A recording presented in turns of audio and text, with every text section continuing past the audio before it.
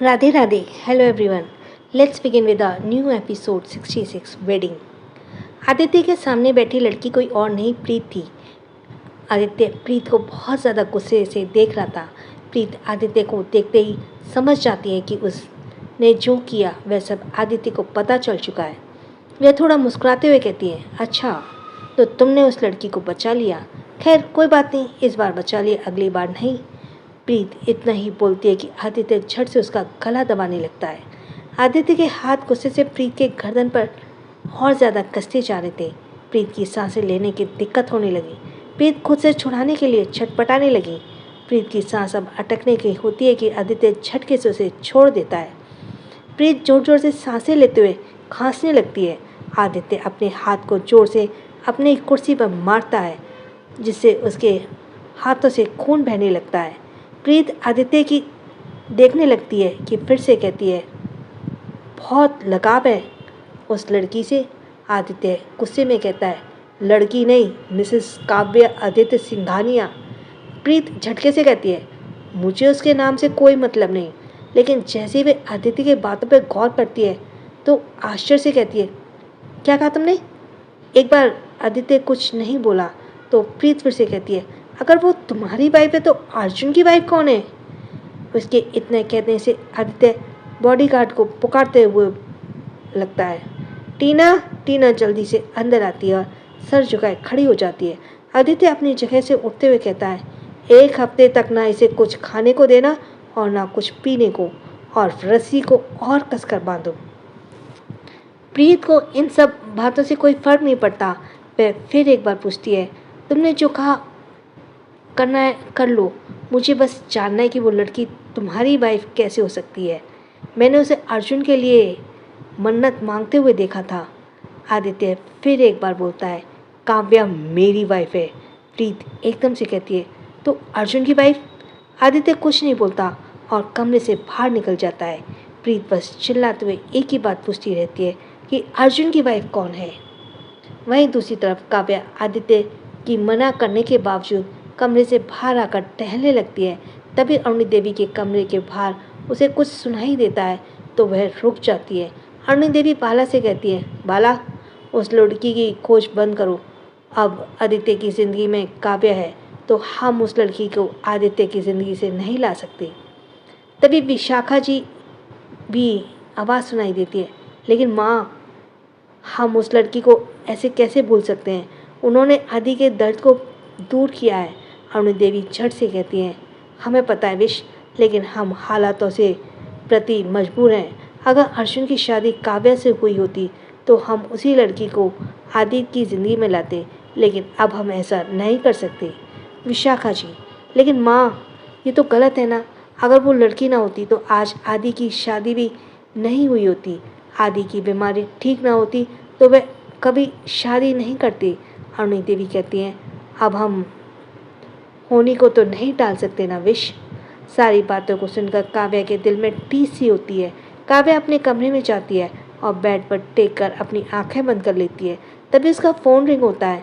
वह देखती है ये पिया का कॉल है। काव्या जैसे कॉल रिसीव करती है, पिया शिकायत करने लगती है, क्या यार, अपने पति में इतना खो गई कि मेरी शादी तक भूल गई। मैंने बताया था ना कि मेरी शादी है। मैं तुझे 3 दिनों से कॉल कर रही हूँ, पर तेरा तो अता पता ही नहीं है। काव्या कहती है, सॉरी मैं वो। काव्या से आगे कुछ बोलती, पिया तुरंत कहती है, कल मेरी शादी है, तू अभी के अभी यहाँ आ रही है, वरना भूल जाना कि तेरी पिया नाम की कोई दोस्त भी है। इतना बोलते पिया कॉल कट कर देती है। काव्या फ़ोन में बस देखती ही रहती जाती है। हॉल में अरुणी देवी काव्या को ऊपर से नीचे देखने लगती हैं। फिर कुछ सोचते हुए कहती हैं, आप इस हालत में शादी में कैसे जा सकती हैं? काव्या कहती है, दादी मैं चली जाऊंगी, ज़्यादा चोट नहीं है। अरुणी देवी फिर से काव्या को देखते हैं, फिर कहती हैं, ठीक है मैं आदि को। अरुणी देवी इतना ही बोलती हैं कि काव्या जल्दी से बोलती है, नहीं उनसे मत कहिए, वरना वो हमें जाने नहीं देंगे। काव्या की बात पर सब मुस्कुरा देते हैं। अरुणी देवी अनुराग, रूहानी और रुमानी की तरफ देखकर कहती हैं, आप इनके साथ चले जाइए। रूहानी और रुमानी एकदम से कहती है, हम नहीं जान सकते, हमारा कल से ही एग्ज़ाम स्टार्ट हो रहा है। अरुणी देवी अब अनुराग और रूहान को देखती है तो दोनों ठीक है बोलते हैं। अरुणी देवी सर्वेंट को बोलकर काव्या का सामान पैक करवा देती है और कुछ ही देर में काव्या, अनुराग और रूहान सिंघानिया विला से निकल जाते हैं। अर्जुन के कमरे में सौरभ अर्जुन की रिपोर्ट को बहुत ध्यान से देख रहा था। तभी उसे कुछ गिरने की आवाज़ आती है। वह सामने देखता है तो अर्जुन के हाथों से बेड पर रखा फ़ोन गिर गया था, जो सौरभ ने गलती से रख दिया था। अर्जुन का हाथ हिल रहे थे। सौरभ जल्दी से अर्जुन को चेक करता है। सौरभ अर्जुन के हाथों को अपने दोनों हाथों में थाम कर कहता है, अर्जुन, कोशिश करते रहो, तुम बहुत जल्दी उस दुनिया से बाहर आ जाओगे, अपने परिवार के पास, अपने अपनों के पास, जो कब से तुम्हारी राह देख रहे हैं, रोज़ तुम्हारे ठीक होने से भगवान की भीख मांग रहे हैं। वहीं दूसरी तरफ ध्रुव ने कुछ दिनों पहले ही बातों ने श्रेष्ठा को बुरी तरह से उलझा दिया था। वह समझ नहीं पा रही थी कि आखिर काव्या को वह ध्रुव से कैसे बचाए। श्रेष्ठा सोफे पर बैठे यह सोच ही रही थी कि ध्रुव आकर उसे गोद में उठा लेता है और बाहर जाने लगता है। श्रेष्ठा झट से कहती है, तुम मुझे कहाँ ले जा रहे हो? ध्रुव सामने देखते हुए कहता है, सरप्राइज बेबी। श्रेष्ठा अब चुप हो जाती है। ध्रुव श्रेष्ठा को लेकर कार में बैठ जाता है। उसकी कार वहाँ से निकल जाती है। श्रेष्ठा बार बार ध्रुव को देख रही थी। वहीं ध्रुव अपने फ़ोन पर किसी से बात कर रहा था। श्रेष्ठा की हरकतें ध्रुव अच्छी तरह से देख पा रहा था, जिससे उसके होठों पर मुस्कुराहट आ जाती है। कुछ ही देर में दोनों कोर्ट पहुंच जाते हैं। ध्रुव कार से निकलकर श्रेष्ठा को अपने साथ अंदर ले जाता है। कुछ ही देर में दोनों कोर्ट से बाहर आते हैं। श्रेष्ठा के हाथ में इस वक्त मैरिज सर्टिफिकेट थी। श्रेष्ठा अपने नाम को अपने हाथों से छूने लगती है। अब उसका नाम श्रेष्ठा त्रिपाठी से श्रेष्ठा ध्रुव सूर्यवंशी हो गई थी। श्रेष्ठा को इस तरह अपने नाम को देख ध्रुव मुस्कुराते हुए उसे फिर से गोद में उठा लेता है और कार की तरफ बढ़ जाता है। श्रेष्ठा ध्रुव को देखते हुए कहती है, ध्रुव श्रेष्ठा को देखते हुए कहता है, मैं तुम्हें रोज़ इस तरह परेशान नहीं देख सकता। तुम काव्या और मेरे रिश्ते को लेकर इनसिक्योर हो रही थी, इसलिए मैं बस यही बताना चाह रहा था कि मैं सिर्फ तुम्हारा हूँ और तुम सिर्फ मेरी हो। अब श्रेष्ठा के होठों पर भी सुकून भरी मुस्कुराहट थी। ध्रुव श्रेष्ठा को एक मॉल में लेकर जाता है और रेडी होने के लिए एक कमरे में भेज देता है। श्रेष्ठा अब कुछ देर में ही रेडी होकर बाहर आ जाती है। जैसे ही वो ध्रुव की नज़र श्रेष्ठा पे पड़ती है, उसका दिल जोरों से धड़कने लगता है। श्रेष्ठा दुल्हन के जोड़े में कयामत लग रही थी। उसकी खूबसूरती बहुत ज़्यादा निखर रही थी। वहीं जब श्रेष्ठा की नज़र ध्रुव पर पड़ती है तो उसका हाल भी बहुत इसी तरह से हो जाता है। ध्रुव दूल्हे के रूप में काफ़ी ज़्यादा हैंडसम लग रहा था। दोनों अपने कदम बढ़ाते हुए एक दूसरे के पास आते हैं। ध्रुव श्रेष्ठा को खींचकर अपने बहुत करीब करता है। उसकी होठों को चूमने वाला होता है कि श्रेष्ठा रोक लेती है, कहती है, ध्रुव, मेकअप खराब हो जाएगा। श्रेष्ठा की बात सुनकर ध्रुव चिढ़ जाता है। ध्रुव श्रेष्ठा को लेकर अब मंदिर में जाता है। पूरी रीति रिवाज से ध्रुव श्रेष्ठा को अपना बनाता है। शादी होते ही श्रेष्ठा पंडित जी से आशीर्वाद लेती है, लेकिन ध्रुव अपने फ़ोन में बिजी होता है। ध्रुव को देखते ही श्रेष्ठा आगे बढ़ कर उसके फ़ोन छीन लेती है और चिढ़ते हुए कहती है, आज के दिन तो अपना ये काम बंद करो। ध्रुव श्रेष्ठा से फ़ोन लेकर स्पीच ऑफ करके पॉकेट में रख देता है और दोनों अब कार में बैठ जाते हैं। ध्रुव ड्राइवर को पार्टीशन खोलने का इशारा करता है और वह तुरंत ध्रुव की बात मान लेता है। पार्टीशन खुलते ही ध्रुव श्रेष्ठा को खींचकर अपनी गोद में बिठाता है और बिना वक्त गवाए श्रेष्ठा के होठों पर अपने होठ रखकर किस करने लगता है। श्रेष्ठा पहले खुद को छुड़ाने लगती है, लेकिन कुछ ही देर में वो भी ध्रुव के किस में पिघलने लगती है, उसका साथ देने लगती है। श्रेष्ठा के अब हाथ ध्रुव के बालों में चल रहे थे। वहीं ध्रुव के हाथ श्रेष्ठा के कमर को सहला रहे थे। ध्रुव धीरे धीरे श्रेष्ठा के गर्दन को किस और बाइट करने लगता है और जो है वह ड्राइवर को हालत ख़राब होती है। वह जल्दी से अपने कानों पर ईयर लोब लगाकर लाउड म्यूज़िक सुनने लगता है। ध्रुव श्रेष्ठा के कंधों से लहंगे के ब्लाउज को नीचे करता है और उनका कार में ही रोमांस शुरू हो जाता है। थोड़ी देर में कार उनके पैलेस पहुंच जाती है। ड्राइवर जल्दी से कार बताकर कि घर पहुंच गए, वह कार से बाहर निकल जाता है और ध्रुव ये देखकर कि अब श्रेष्ठा की हालत बुरी तरह से ख़राब हो चुकी है, वह उसे जल्दी से उसकी हालत सही करता है और उसे बेडरूम की तरफ ले जाता है। बेडरूम में पहुंचकर ध्रुव श्रेष्ठा के कानों में बोलता है, बेबी तुम्हें तो पता है ना आज हमारी सुहाग रात है। आज रात में तुम्हें बिल्कुल सोने नहीं दूंगा। मैं तुम्हें बहुत सारा प्यार करना चाहता हूँ। श्रेष्ठा के गाल एकदम से लाल हो जाते हैं और वह ध्रुव के सीने में छुपने की कोशिश करती है। वहीं उसकी हरकत से ध्रुव हंसने लगता है। ध्रुव श्रेष्ठा को बेड पर बिठाता है और श्रेष्ठा के माथे पर किस करते हुए कहता है, तुम चिंता मत करो, तुम्हारी मर्जी के खिलाफ मैं कुछ नहीं करूँगा। तुम जब चाहोगे हम तभी ये सब करेंगे, ओके। श्रेष्ठा बस ध्रुव की आंखों में देखने लगती है तो ध्रुव थोड़ा झुक कर कहता है, ऐसे मत देखो बेबी, वरना मैं अपनी बात पर कायम नहीं रह पाऊँगा। श्रेष्ठा ध्रुव की आंखों में देखते हुए कहती है, मैं चाहती भी नहीं कि तुम अपनी बात पर कायम रहो। ध्रुव हैरानी से श्रेष्ठा को देखता है तो श्रेष्ठा कहती है, ध्रुव आज रात मैं तुमसे प्यार को महसूस करना चाहती हूँ। यह सुनते ही ध्रुव शरारत से कहता है, सोच लो फिर पछताना नहीं। श्रेष्ठा हाँ में सिर हिला देती है तो ध्रुव श्रेष्ठा के गले लग जाता है और धीरे से कहता है, अगर मैंने तुम्हें हर्ट कर दिया तो? श्रेष्ठा जवाब देती है, तुम्हें हक है। ध्रुव श्रेष्ठा से अलग होकर उसकी आंखों में देखने लगता है। श्रेष्ठा के आंखों में ध्रुव खुद के लिए बेहिदा प्यार देख पा रहा था। काफ़ी देर तक दोनों आंखों ही आंखों में देखने लगे। ध्रुव श्रेष्ठा के गालों पर हाथ रखकर फिर कमरे से बाहर निकल जाता है। श्रेष्ठा तब तक ध्रुव को देखती है जब तक कि वो अपनी आंखों से ओझल ना हो गया हो। अब वह अपनी जगह से उठकर आईने के सामने खड़ी हो जाती है। आईने ने आज उसका रूप कुछ अलग ही था। मांग में ध्रुव का भरा सिंदूर, गले में ध्रुव का पहनाया मंगलसूत्र देखकर श्रेष्ठा की आंखें एकदम से नम हो जाती हैं। उधर काव्या पिया की बातें बताई जगह पर पहुंच जाती है। शादी के लिए उस जगह को दुल्हन की तरह सजाया गया था। काव्या को देखते पिया दौड़कर जाती है और गले से लग जाती है।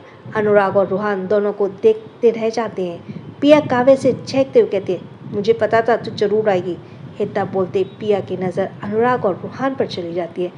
पिया काव्या के साइड करके दोनों की तरफ थोड़ा कंफ्यूज होकर कहती है, आप दोनों में से मेरे जीजू कौन है? पिया के ऐसे सवाल पर दोनों काव्य को देखने लगते हैं। दोनों को देखकर पिया काव्य को देखते हुए फिर कहती है, एक्चुअली काव्या ने मुझे कभी बताया ही नहीं। जब अनुराग को समझ आता है तो वह जवाब देता है, मैं अनुराग सिंघानिया और ये मेरा भाई रूहान सिंघानिया, हम दोनों भाभी के तेवर हैं। पिया दोनों को ध्यान से देखती है और फिर कुछ सोचते हुए कहती है, आप दोनों आदित्य सिंघानिया के कुछ लगते हैं, आपके फेस उनसे काफ़ी मिलते हैं। अनुराग अजीब नज़रों से पिया को देखने लगता है और फिर थोड़े रुकते हुए जवाब देता है, हाँ आदि हमारे भाई हैं। जैसे ही पिया यह सुनती है तो लगभग चिल्लाते हुए कहती है, काव्या तू आदित्य सिंघानिया के घर में रहती है? अनुराग तुरंत कहता है, घर में नहीं, उनके कमरे में रहती है। पिया पूरी कंफ्यूज हो जाती है। वहीं काव्या शांत सा बस सबके बातों को सुन रही थी। पिया को इतना कंफ्यूज देखकर अनुराग कहता है, भाभी के हस्बैंड आदित्य सिंघानिया हैं, मतलब मेरे भाई। पिया हैरान नजरों से काव्या को देखती है और कहती है, तू आदित्य सिंघानिया की वाइफ है? काव्या बस हाँ में सर हिला देती है। पिया अपने भाई को बुलाकर अनुराग और रूहान को ले जाने के लिए कहती है और काव्या को खींचते हुए अपने साथ कमरे में ले जाती है। दरवाज़ा बंद करके पिया नाराज़गी से कहती है, तूने मेरे क्रश से शादी कर ली। काव्या आराम से बेड पर बैठ जाती है और कहती है, मैंने नहीं की, बताया तो था मैंने तुझे सब कुछ। पिया जल्दी से काव्या के पास आती हुई कहती है, बस तूने यही बताया कि जिससे तेरी शादी होने वाली थी उससे ना होकर उसके भाई से हो गई। काव्या हाँ में सिर हिला देती है। पिया चिढ़ते हुए कहती है, बता नहीं सकती थी कि आदित्य सिंघानिया से हुई है? काव्या कोई जवाब नहीं देती। पिया को सोचते हुए शरारत से मुस्कुराते हुए कहती है, तो बता, रोमांटिक तो है ना वो, और यार बताना तू दोनों के बीच क्या क्या हुआ है। पिया के सवाल पर काव्या को अपनी और आदित्य के नज़दीकियाँ याद आती हैं और वो शर्म से लाल हो जाती है। काव्या को ऐसे शर्माते देख पिया उसे चिढ़ाते हुए लगती है, ओए होए, ऐसा क्या याद आ गया जो इतना शर्मा रही है? कहीं रात में ज़्यादा परेशान तो नहीं करते हैं? काव्या घूर कर पिया को देखती है और कहती है, ऐसा कुछ भी नहीं हुआ हमारे बीच। पिया शरारत से मुस्कुराती हुई कहती है, अच्छा, अब दोनों की बातें ऐसे ही जारी रहती हैं। पिया काव्या की बुरी तरह से चिढ़ाने लगती है क्योंकि काव्या ने कॉलेज के समय इतना कुछ जो कहा था आदित्य के बारे में, वो सब बातें याद दिलाते हुए पिया उसे चिढ़ाने लगती है। सो नेक्स्ट, रात के करीब 12 बज रहे थे। काव्या का फ़ोन रिंग होता है। काव्या धीरे से आंखें खोलती है और फ़ोन पर बिना देखे नंबर अलसाई आवाज़ों में कहती है, हेलो। उधर से आदित्य की आवाज़ आती है, अभी तुरंत बाहर आओ। काव्या की नींद एक झटके में गायब हो जाती है। वह फ़ोन की स्क्रीन पर देखती है और हड़बड़ाते हुए कहती है, आप? आदित्य काफ़ी रूडली कहता है, मैंने कहा अभी बाहर आओ। काव्या अब समझ जाती है कि आदित्य उससे गुस्सा है। वह जल्दी से उठ के कमरे से बाहर निकलती है और शादी का घर होने की वजह से घर की सारी लाइट्स ऑन थी। काव्या सबकी नज़रों से छुपते हुए बाहर चली जाती है। काव्या बाहर जाकर देखती है तो वहाँ आदित्य आंखें बंद करके कार से टेक कर खड़ा हुआ था। उसके साथ ही बॉडीगार्ड की कार भी खड़ी हुई थी। काव्या थोड़ा घबराते हुए आदित्य के पास जाती है और चुपचाप से खड़ी हो जाती है। आदित्य अपनी आंखें खोलकर काव्या को झटके से कार में सटा देता है। काव्या हैरानी से आदित्य को देखती है। आदित्य काफ़ी गुस्से में लग रहा था। आदित्य अपने गुस्से को संभालते हुए कहता है, मुझे बताना ज़रूरी नहीं समझा तुमने? काव्या सर झुकाए हिचकिचाते हुए कहती है, वो हम दादी को बता कर आए ना। आदित्य कहता है, चलो कार में बैठो। काव्या हैरानी से आदित्य को देखती है और कहती है, मैं नहीं जाऊँगी। आदित्य काव्या को कूटकर देखने लगता है और काव्या को मासूम सी शक्ल बना कर कहती है, प्लीज़ रहने दीजिए, कल शादी हो जाएगी तो वापस चली आऊँगी। आदित्य एक नज़र काव्या को देखता है और फिर उसकी नज़र काव्या के हाथों के चोटों पर चली जाती है। वह काव्या के हाथों को पकड़ कर कहते हैं, मैंने मना किया था ना कमरे से बाहर निकलने से। काव्या कुछ नहीं बोलती। अचानक ही काव्या की नज़र आदित्य के हाथों पर पड़ती है जिस पर पट्टी बंधी हुई थी। काव्या आदित्य के हाथ को पकड़कर देखती है और आदित्य के देखते हुए थोड़ी नाराज़गी से कहती है, बस हमें बोलते हैं, अपने जो खुद की चोट लगी है उसका क्या? आदित्य एक नज़र अपने हाथ को देखता है और फिर काव्या को देखता है जो नाराज़गी से उसे ही देख रही थी। आदित्य काव्या के बातों को नज़रअंदाज करते हुए, तुम मुझे एक बार कॉल करके बता नहीं सकती थी कि तुम यहाँ आ रही हो? काव्या छोटे बच्चों जैसा मुंह बनाते हुए कहती, बताती तो आप मुझे कभी नहीं आने देते। काव्या को ऐसा देखकर आदित्य का गुस्सा पल भर में खत्म हो जाता है और वह काव्या का हाथ पकड़ अंदर जाने लगता है। तो काव्या पूछती है, आप भी यहाँ रुकेंगे? आदित्य कुछ नहीं बोलता और अंदर ले जाकर काव्या को देखने लगता है। आदित्य की नज़र को भांपकर काव्या आदित्य को कमरे में लेकर आती है। वह पिया बड़ी बड़ी आंखों से दोनों को कमरे के अंदर जाते हुए देखती है। पिया धीरे से कहती है, यकीन नहीं होता आदित्य सिंघानिया मेरी शादी में आए हैं। तभी उसे कॉल से उस साइड से आवाज़ आती है, हेलो पिया। पिया की नज़र अब फ़ोन पर जाती है। वह हड़बड़ाते हुए कहती है, आई एम सॉरी रितेश, वो मैं बस। उधर से रितेश कहता है, कोई बात नहीं पिया, तुम सोने जाओ, वैसे भी बहुत रात हो गई है। पिया मुस्कुराते हुए कहती है, आई लव यू रितेश। उधर से रितेश की आवाज़ आती है, लव यू फॉर एवर। पिया अपने फ़ोन पर किस करती है और कॉल कट करके अपने कमरे में चली जाती है। ध्रुव काफ़ी लेट से घर आता है और कमरे में जैसे ही आता है वो हैरान रह जाता है। कमरा अंधेरा था और उसमें सिर्फ मोमबत्ती की रोशनी दिख रही थी। गुलाब के फूलों से पूरा कमरा सुगंधित था।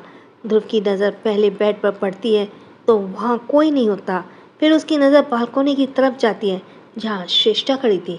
श्रेष्ठा ने इस वक्त जो ड्रेस पहनी थी वह उसकी बॉडी को पूरी रिवील कर रही थी। ध्रुव धीरे कदमों से जाकर श्रेष्ठा के पीछे से हक कर लेता है। श्रेष्ठा की आंखें एकदम से बंद हो जाती हैं। ध्रुव श्रेष्ठा को अपनी तरफ पलटकर देखता है जिसकी आंखें अब भी बंद थी।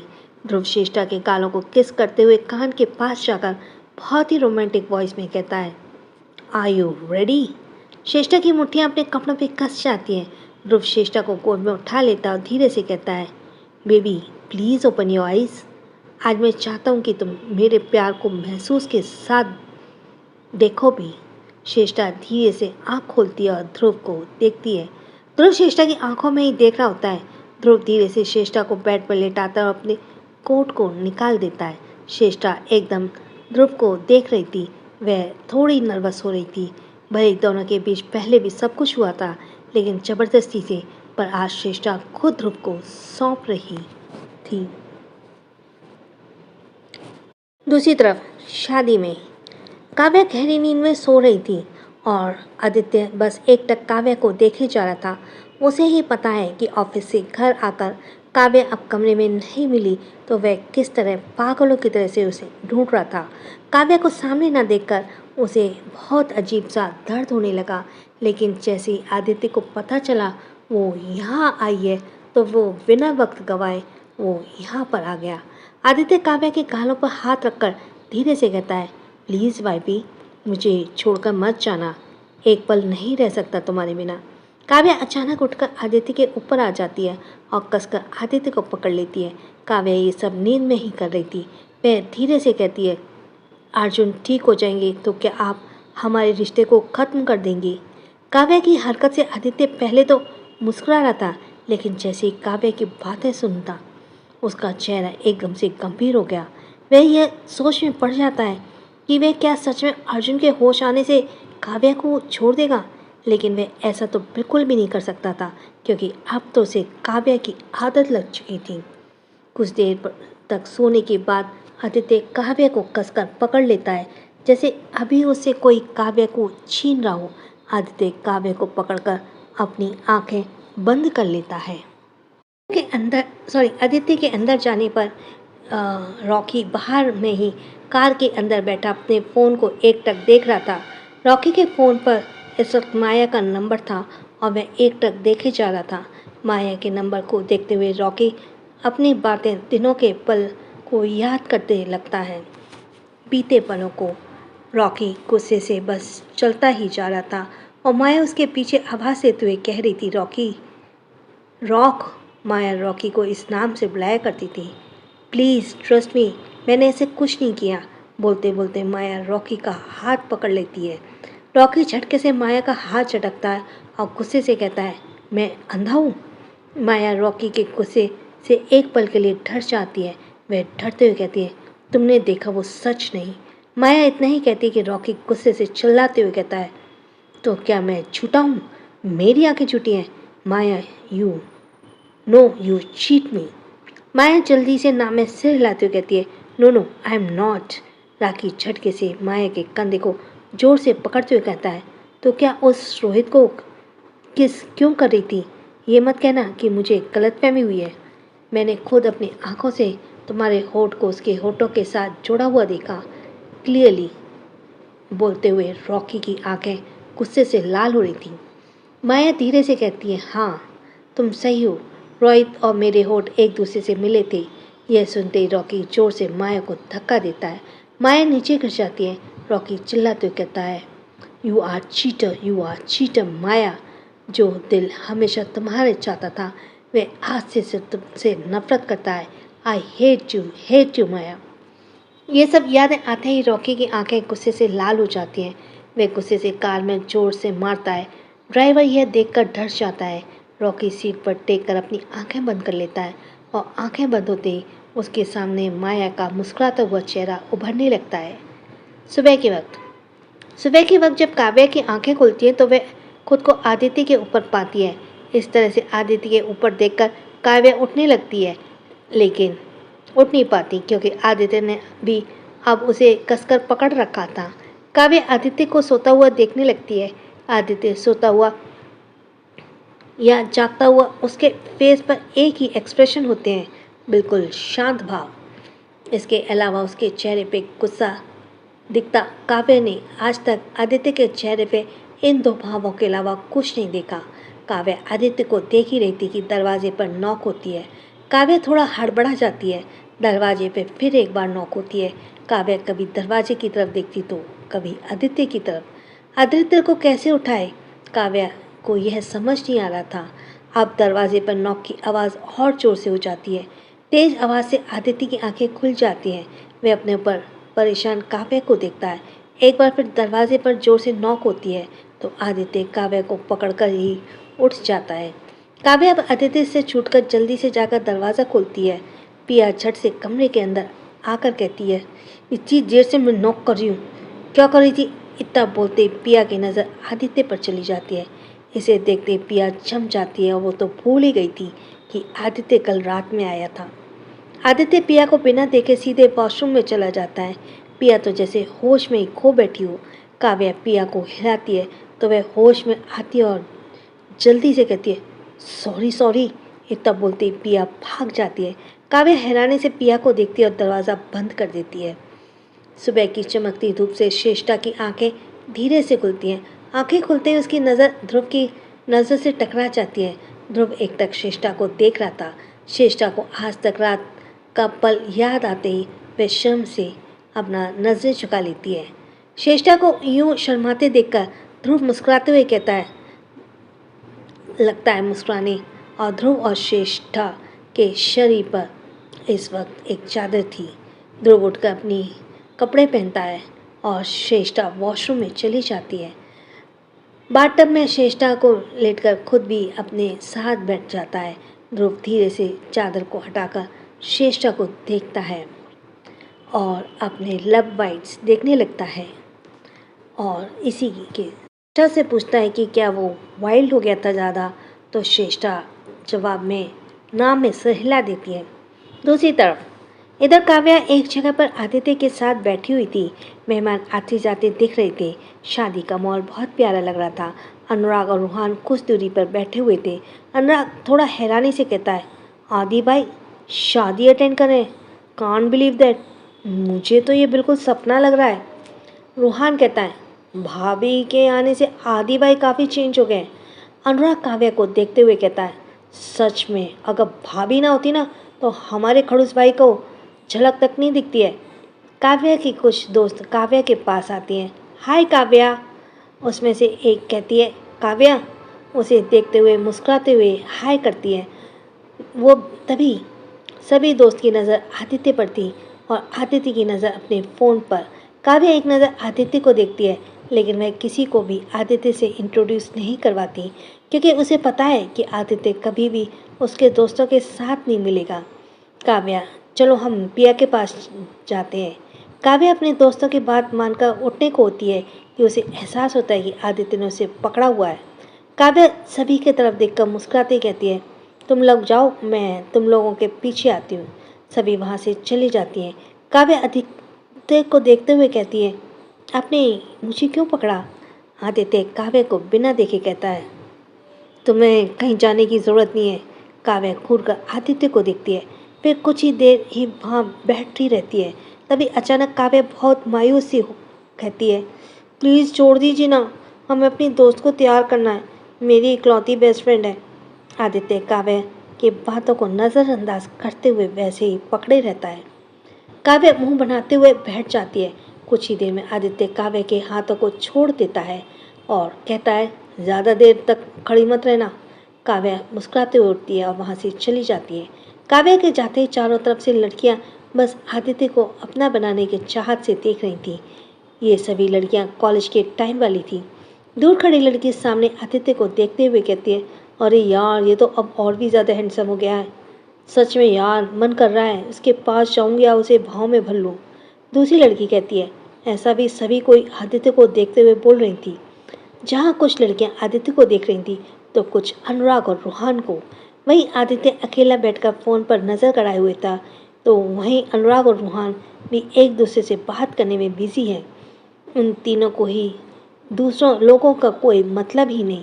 आखिर क्यों ना हो, तीनों के रगों में एक ही खून जो दौड़ रहा था। प्रीत टॉन्ट्स काव्या। काव्या सीधे पिया के कमरे में जाती है। काव्या के आते ही उसकी सारी दोस्त काफ़ी नाराज़गी से उसे देखने लगती हैं। काव्या उनके तरफ सवालिया नज़रों से देखने लगती है। काव्या की नज़रों को समझते हुए उनमें से एक कहती है, तूने कॉलेज के सबसे हैंडसम और इंटेलिजेंट आदित्य सिंघानिया से शादी कर ली, हमें उसे इंट्रोड्यूस तक नहीं करवाया। ये पता होते हुए भी कि आदित्य सिंघानिया हम सभी का क्रश है, हमें भी उससे बात करने का मन करता है। काव्या मुंह बनाते हुए बेड पर बैठकर कहती है, तो अपने क्रश के बारे में इतना तो पता होगा ना कि उन्हें बात करना बिल्कुल पसंद नहीं। उन्होंने मुझसे भी शादी के 4 महीने बाद बात की, तो तुम लोग समझ ही सकते हो। काव्या की बातें सुनकर उसे आंखें फाड़कर देख रहे थे। वहीं पिया बालकनी से अंदर आती है और सबके चेहरे को देखते हुए पूछती है, इतनी हैरानी किस बात की हो रही है? सभी एक साथ जवाब देते हैं, तुझे पता है आदित्य सिंघानिया ने काव्या से शादी के 4 महीने बाद बात की। यह सुनते ही पिया काव्या को देखती है जो उसे घूर कर देख रही थी। पिया थोड़ा चिढ़ते हुए कहती है, आप तो मुझे इस तरह क्यों घूर रही है? काव्या तुरंत कहती है, तूने बताया क्यों नहीं कि तू रितेश से प्यार करती है?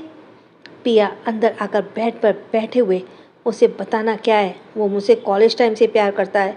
पहले तो मैं उसे बहुत चिढ़ती थी, लेकिन जब उसने शादी का प्रपोज़ल पेरेंट्स के सामने किया तो मुझे भी वह बहुत अच्छा लगने लगा। तुझे पता है, जब वह शादी की बात के लिए आया था तब उसने मुझे कहा था कि मैं उसके प्रपोज़ल को रिजेक्ट कर सकती हूँ, लेकिन वो मेरे सिवाय किसी और से शादी नहीं करेगा। फिर काव्या की तरफ देखते हुए पिया कहती है, और वैसे भी तू भी तो आदित्य सिंघानिया से हमेशा चिढ़ती थी, फिर भी आज उसे प्यार करती है ना? काव्या मासूमियत से नाम में सर हिलाते हुए देती है और कहती है, तो अब कोई उसे हैरानी से देखती हैं सब कोई। पिया एकदम से, क्या तू आदित्य सिंघानिया से प्यार नहीं करती? काव्या फिर एक बार नाम में सिर हिला देती है। उसमें से एक लड़की चहकते हुए कहती है, तब तो वो लाइन अभी क्लियर है यार, हम लोग अभी आदित्य सिंघानिया पर ट्राई कर सकते हैं। काव्या उसे घूरते हुए देखती है। प्रिया अब भी हैरानी से काव्या को देख रही थी। वह एकदम से बोल पड़ी, आखिर कमी क्या है आदित्य सिंघानिया में जो तुझे उससे अभी तक प्यार नहीं हुआ? काव्या बिल्कुल चुप हो जाती है। प्रिया कुछ सोचते हुए कहती है, तो क्या आदित्य सिंघानिया भी तुझसे प्यार नहीं करते? काव्या फिर एक बार मासूमियत से नाम में सर हिला देती है। प्रिया फिर से कहती है, तुझे कैसे पता वो तुझसे प्यार नहीं करते? काव्या थोड़ा सोचती है फिर कहती है, मुझे बिल्कुल नहीं लगता कि वो मुझसे प्यार करते हैं। रिश्ता इस कदर बना है कि उन्हें समझ भी नहीं समझ सकती। अगर वो मेरी केयर करते हैं तो सिर्फ इस रिश्ते के खातिर, मेरी चिंता करते हैं तो सिर्फ इस रिश्ते के खातिर, मुझसे बात करते हैं तो सिर्फ इस रिश्ते के खातिर। इस रिश्ते के अलावा हमारे बीच कुछ नहीं है। सब काव्या को देख रही थी। कुछ सोचते हुए पिया मुस्कुराते हुए मन में कहती है, कितनी पागल लड़की है, प्यार है लेकिन जाहिर नहीं करती है, पति का प्यार देखकर भी नज़रअंदाज करती है। आदित्य तुझसे और तू उससे प्यार करती रहती है और तू सोच भी नहीं सकती। पिया उठकर एक बड़ा सा बैग लाती है और उसमें से एक करके बैग देते हुए कहती है, ये कपड़े तुम सभी को आज मेरी शादी में पहनने हैं। सभी कपड़ों को देखते हैं तो वे बहुत ही खूबसूरत लहंगे थे। सभी के चेहरे एकदम से खिल जाते हैं। अब तक शाम हो चुकी थी तो सब रेडी होने लगती हैं। अनुराग और रूहान बातें कर रहे होते हैं कि तभी उनके सामने एक लड़की आकर बैठती है और लड़की ने बहुत ही सेक्सी लहंगा पहना हुआ था। सभी लड़कों की नज़र तो उस पर से हट ही नहीं थी। वह लड़की अपने हाथ में अनुराग और रूहान की तरफ बढ़ाते हुए, हाय आई एम श्रुति। अनुराग एक नज़र श्रुति को देखता फिर अपनी नज़र हटा लेता है। रूहान तो श्रुति को देखता तक नहीं है। दोनों को इस तरह इग्नोर करता देख श्रुति अपने हाथ पीछे कर लेती है। लगता है आप दोनों को लड़कियों में कोई इंटरेस्ट नहीं है। रूहान टेढ़ी स्माइल देते हुए कहता है, जब पता है तो मुंह उठाकर यहाँ क्यों चली आई? रूहान की बात से श्रुति काफ़ी इंसल्ट हो जाती है और एकदम से उसके चेहरे पर गुस्सा उतरने लगता है। श्रुति दोनों को गुस्से से घूरती और कहती है, तुम दो कौड़ी के इंसान, तुम्हारी इतनी भी हिम्मत की तुम मेरी इंसल्ट करो? तुम जानते नहीं मैं कौन हूँ? अनुराग झट से कहता है, और हमें जानना भी नहीं है। अनुराग के ऐसे बोलने से श्रुति का गुस्सा और ज़्यादा बढ़ जाता है और वह गुस्से से तमतमाते कहती है, मिनिस्टर की बेटी हूँ, मैं चाहूँ तो अभी के अभी तुम्हारी औकात दिखा सकती हूँ। रूहान लापरवाही से कहता है, दिखाओ, हमने रुका कहाँ है? श्रुति उसके अपने फ़ोन में किसी को कॉल करती है और मुस्कुराते हुए दोनों को देखने कर कहती है, अब देखो क्या होता है। अनुराग और रूहान उसकी बातों पर इंटरेस्ट ना दिखाते हुए अपने फ़ोन पर गेम खेलते हैं।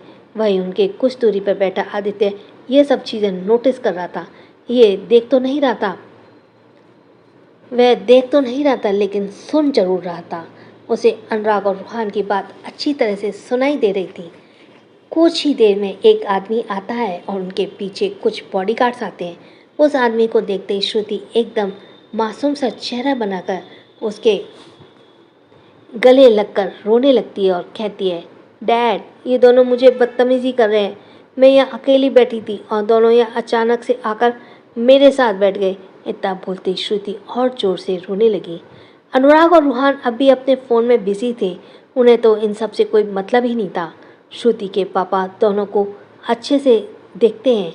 अचानक ही उनके चेहरे पर डर के भाव दिखने लगते हैं। वे जल्दी से दोनों के पास जाकर हाथ जोड़कर कहते हैं, प्लीज़ सर, आप दोनों मेरी बेटी की नादान समझकर माफ़ कर दीजिए। उसकी तरफ से मैं आप दोनों से माफ़ी मांगता हूँ। अनुराग एक नज़र उसे देखता है और रूहान को देखकर स्माइल करते हुए कहता है, क्यों ब्रो, क्या हमें इन्हें माफ़ कर देना चाहिए? रूहान अपने फ़ोन पर ध्यान देते हुए कहता है, हमारे पास इतना बेकार टाइम नहीं है जो हम इन लोगों को बर्बाद करें। अनुराग सख्त आवाज़ में श्रुति के पापा को देखते हुए कहता है, शादी में तुम्हारी बेटी की शक्ल नहीं देखनी चाहिए। शादी में तुम्हारी बेटी की शक्ल नहीं दिखनी चाहिए। यह सुनते ही श्रुति के पापा उसे खींचते हुए वहाँ से चले जाते हैं। वहीं श्रुति जलती आंखों से दोनों को ही देख रही थी। उनके जाने के बाद एक छोटी सी बच्ची ताली बजाते हुए कहती है, आपने अच्छा सबक सिखाया उस आंटी को। अनुराग उस बच्ची को देखकर मुस्कुराते हुए अपनी गोद में बिठाता हुआ पूछता है, आपको कुछ किया उस आंटी ने? बच्ची नाम में सर हिलाते हुए कहती है, मुझे नहीं, मेरी मम्मा से इन्होंने बहुत गंदे तरीके से बात की, पर आपने उन्हें अच्छा सबक सिखाया। अनुराग मुस्कुराते हुए बच्ची से गाल पर किस करता है। वह बच्ची भी अनुराग के गाल को किस कर देती है। उस बच्ची की नज़र अब रूहान पर पड़ती है, जो अब भी फ़ोन पर बिजी था। वह बच्ची अनुराग को देखते हुए कहती है, क्या ये अंकल मुझसे बात नहीं करना चाहते? अनुराग कुछ बोलते ही वाला था कि रूहान एकदम से अपने फ़ोन को साइड में रखते हुए कहता है, किसने कहा हम आपसे बात नहीं करना चाहते? रूहान की बात सुनते ही बच्ची एक चेहरा एकदम से खिल उठता है। कुछ देर तक तीनों बात करने में बिजी होते हैं कि एक लड़की की आवाज़ आती है, अनु बच्चा। आवाज़ सुनते ही अनुराग अपनी नज़र उठाकर सामने देखता है। सामने एक लड़की लाइट पिंक कलर के गोल्डन कलर के साड़ी में खड़ी थी। उसके चेहरे पे कोई मेकअप नहीं था। अनुराग तो उस लड़की की सादगी में ही खो जाता है। लड़की की बड़ी बड़ी काली आंखें बस उस बच्ची यानी अनु पर ठहरी हुई थी। वह लड़की चलते हुए उसके पास आती है। अनुराग उस लड़की को देखता है तो उसके मांग में न सिंदूर था और न ही गले में मंगलसूत्र। अनुराग के गोद से नीचे उतरकर उस लड़की के पैरों पर अपने हाथ लपेटते बोलती है, मम्मा मम्मा। यह एक शब्द से अनुराग होश में आता है। वह लड़की अनु को गोद में उठाती है और अच्छे से देखते हुए पूछती है, बच्चा आप ठीक तो हो ना? अनु हाँ में सर हिला देती है। उस लड़की की नज़र अनुराग और रूहान पर पड़ती है। जहाँ रूहान फिर से अपने फ़ोन में बिजी था, वहीं अनुराग उसे ही देख रहा था। वह लड़की मुस्कुराते हुए बोलती है, आप दोनों को मेरी बच्ची ने ज़्यादा परेशान तो नहीं किया? अनुराग भी थोड़ा मुस्कुराते हुए कहता है, जी बिल्कुल नहीं। वह लड़की अपने हाथ को बढ़ाते हुए कहती है, by the way I am सपना। अनुराग एक नज़र सपना से हाथों को देखता, फिर अपना हाथ बढ़ाकर उसे मिलाते हुए अनुराग। जैसे ही दोनों के हाथ मिलते हैं, अनुराग का दिल जोरों से धड़कने लगता है। एक अजीब सा एहसास होने लगता है। अनुराग सपना से हाथ छुड़ा दूसरी तरफ देखने लगता है। सपना अब अपना हाथ रूहान की तरफ बढ़ाते हुए रूहान बिना देखे कहता है, रूहान। सपना समझ जाती है कि रूहान को उससे मिलने में कोई इंटरेस्ट नहीं है, इसलिए वह अपना हाथ पीछे कर लेती है। सपना दोनों को देखकर वहाँ से चली जाती है। अनु दोनों को बाय करती है। अनुराग सपना को चाहते हुए एकटक देखने लगता है। तभी रूहान कहता है, गलत लड़की पसंद आ गई ब्रो। अनुराग एकदम से हड़बड़ा जाता है। वह रूहान को देखते हुए, मैं उसे नहीं अनु को देख रहा था। रूहान एक नज़र अनुराग को देखता और बोलता है, शायद आप भूल चुके हैं, आई एम योर ब्रदर, तो आप मुझसे तो झूठ मत बोलना। रूहान की बात पर अनुराग नजर चुराने लगता है। उधर श्रुति गुस्से से अपने हाथ को छुड़ाते हुए कहती है, ये आपने क्या किया डैड? उन्होंने मेरी इंसल्ट की और आपने उन्हीं से माफ़ी मांगी। श्रुति के पापा श्रुति को बहुत सारी गाड़ियों के साथ खड़े बॉडीगार्ड्स की तरफ इशारा करते हुए कहते हैं, तुम इन सभी बॉडीगार्ड्स को देख रही हो? सिंघानिया के बॉडीगार्ड्स हैं और तुम जिसकी बात कर रही थी वो सिंघानिया परिवार के वारिस हैं। अगर मैंने माफ़ी ना मांगी होती ना, कल के न्यूज़ में पता क्या आता? श्रुति अपने पापा के सवालिया नज़रों में देखने लगती है। मिस्टर साहिल शेट्टी की बर्बादी और ये सब बस तुम्हारी बेवकूफ़ी के कारण होता। इतना बोलते ही साहिल शेट्टी श्रुति को गुस्से से घूरते हैं। श्रुति उनके गुस्से को देखकर झुका लेती है। साहिल शेट्टी श्रुति को पकड़कर कार में बैठाते हैं और कुछ ही पल में कार वहाँ से चली जाती है। आदित्य अपने फ़ोन पर आंखें गड़ाए बैठा हुआ था, तभी उसे खिलखिलाने हुए हंसे और बात करने की आवाज़ आती है। आदित्य उस नज़र की तरफ से पहचानता था, आवाज़ को अच्छी तरह से पहचानता था। वह सर उठाकर सामने देखा तो देखता ही रह जाता है। काव्य पिंक और गोल्डन कलर के लहंगे में बहुत ही खूबसूरत लग रही थी। काव्य के माथे पर मांग टीका, कानों पर थोड़े से साइज के इयररिंग्स, होठों पर पिंक लिपस्टिक, हाथों पर लहंगे से मैच करती चूड़ियाँ, कमर में एक खूबसूरत सा कमरबंद और हल्का मेकअप। काव्य का दुपट्टा नेट की थी, जिससे उसके पेट, कमर और पीठ सब कुछ तरीके से दिख रही थी। काव्य की खूबसूरती बहुत ज़्यादा निखर रही थी। काव्य अपने दोस्तों से बात करने में बिजी थी कि अचानक उसकी नज़र आदित्य से जाकर मिल जाती है। काव्य को देखते ही आदित्य काव्य की आंखों में अपने पास आने का इशारा करता है। काव्य आदित्य का इशारा समझकर उसके पास चली जाती है। जैसे ही काव्य पास पहुंच जाती है, आदित्य खड़ा हो जाता है और काव्य की तरफ बढ़कर उसका हाथ पकड़ लेता है। काव्य सवालिया नज़रों से देखने लगती है। आदित्य काव्य को लेकर अंदर जाता है और सीधे कमरे में जाकर दरवाज़ा बंद कर देता है। काव्य को बहुत अजीब लग रहा था। आदित्य काव्य के दुपट्टे से पिन को कंधे से निकालता है। ये आप क्या कर रहे हैं? काव्य एकदम से पूछ लेती है, पर आदित्य कोई जवाब नहीं देता। काव्य के दुपट्टे को निकालकर बेड पर रख देता है और काव्य के बैग से पिंक कलर का दुपट्टा निकालता है, जो नेट का नहीं था। काव्य के पास खड़ा होकर आदित्य दुपट्टे को अच्छी तरह से काव्य पर सेट करता है।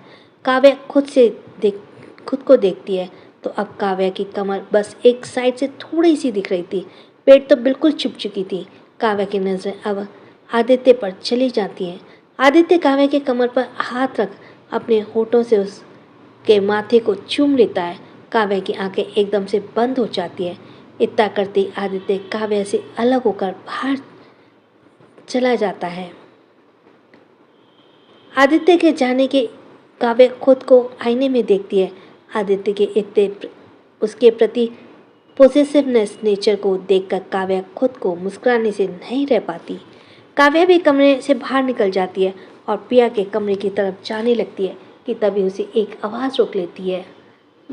जस्ट इंटरेस्ट ही नहीं था। जब इंटरेस्ट ही नहीं था उसमें गले क्यों पड़ी हुई हो?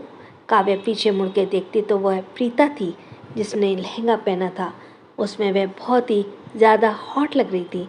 प्रीता चलकर काव्य के पास आती है और बिल्कुल उसके सामने खड़ी हो जाती है। प्रीता तंज कसते हुए कहती है, तुम तो कहती थी तुम्हें आदित्य सिंघानिया में जरा भी इंटरेस्ट नहीं है, तो अब उसकी पत्नी बनी क्यों फिर रही हो? काव्य प्रीता से कोई बहस नहीं करती, इसलिए वह प्रीता को इग्नोर करते हुए जाने लगती है। मैंने कहा था ना, आदित्य सिर्फ मेरा है और मेरा ही रहेगा। प्रीता के बोलते काव्य ने एकदम रुक जाती है। काव्य मुड़कर प्रीता को बिल्कुल पास जाती है और मुस्कुराते हुए कहती है, ओके, एक टेस्ट करते हैं। तुम इस वक्त उसके पास जाकर बात करोगी। अगर उन्होंने तुम्हारे बात का रिप्लाई किया तो मैं तुम्हारे रास्ते से हट जाऊंगी, और अगर रिप्लाई नहीं किया तो आज के बाद उन्हें अपना कहने की गलती मत करना। प्रीता टेढ़ी स्माइल देते हुए अपना ये मंगलसूत्र और सिंदूर हटाने के लिए तैयार है ना? प्रीता और काव्य दोनों नीचे जाते हैं। काव्य थोड़ी दूर में खड़ी हो जाती है और प्रीता आदित्य के पास बहुत ही स्टाइल से जाने लगी। प्रीता आदित्य के पास वाली चेयर पर बैठ जाती है और अपनी एक टांग के ऊपर दूसरी टांग को रखती है। ऐसे करने से प्रीता की पूरी टांग दिखने लगती है, क्योंकि लहंगे पर कट था। प्रीता, हाय आदित्य, हाउ आर यू? सालों बाद तुमसे मिलकर बहुत ही अच्छा लग रहा है। बोलते हुए वह चुप होकर आदित्य को देखती है, जिसे उसके बातों से कोई फर्क नहीं पड़ा। आदित्य अपनी नज़र फ़ोन पर गड़ाए बैठा था। ऐसा लग रहा था जैसे उसे प्रीता की बात बिल्कुल सुनाई ही ना दी हो। प्रीता 2-3 बार ऐसे ही आदित्य से मिलने की कोशिश करती है, लेकिन आदित्य कोई रिएक्शन नहीं देता। तभी काव्य आकर प्रीता को देखते हुए कहती है, एक्सक्यूज़ मी, क्या आप दूसरी जगह बैठ सकती हैं? एक्चुअली मुझे अपने हस्बैंड के साथ बैठकर कुछ बातें करनी है। प्रीता गुस्से से काव्य को घूरते हुए वहाँ से चली जाती है। काव्य को प्रीता की हालत देखकर बहुत ही ज़्यादा हंसी आ रही थी। प्रीता के जाते काव्य को आदित्य की आवाज़ आती है। बोलो। काव्य सवालिया नज़रों से आदित्य को देखते हुए पूछती है। क्या? आदित्य काव्य को देखते हुए, अभी तो तुमने कहा तुम्हें मुझसे बात करनी है। काव्य का एकदम से मुंह बंद हो जाता है, क्योंकि वो तो बस प्रीता को भगाने के लिए ऐसा बोल रही थी। असल में तो उसे आदित्य से कोई बात ही नहीं करनी थी। अब यह बात तो काव्य आदित्य को बता नहीं सकती थी। काव्य अब बुरी तरह से फंस चुकी थी। इसी के साथ थैंक्स फॉर लिसनिंग। छोटों को प्यार, बड़ों को सम्मान। राधे राधे।